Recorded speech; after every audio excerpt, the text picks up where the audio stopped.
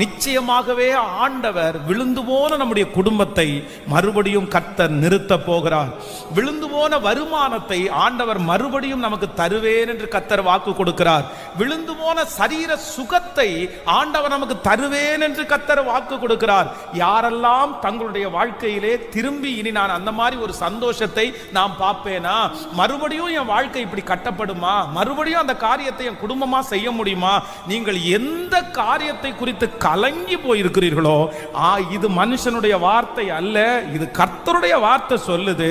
இல்ல, விழுந்து போன அந்த காரியத்தை நான் உனக்கு திரும்பவும் அதை சரி பண்ணி பாழா போனதை சீர்படுத்தி திறப்புகளை அடைச்சு பூர்வ நாளிலே இருந்தது போல அந்த சந்தோஷத்தை அந்த மகிமையை மறுபடியும் தருவேன் என்று கர்த்தராகிய ஆண்டவர் வாக்கு கொடுக்கிறார்.